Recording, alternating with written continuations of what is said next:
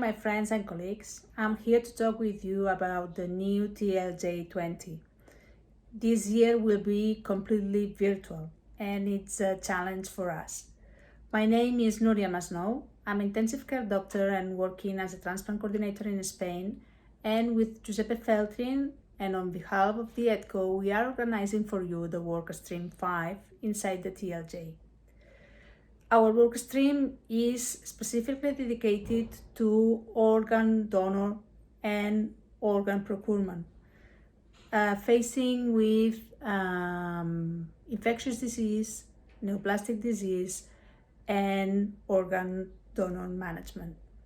On the other side, we are including in our topics ICOD practices in Europe, and we expect that it's interesting for you and you share with us a very good time. See you soon.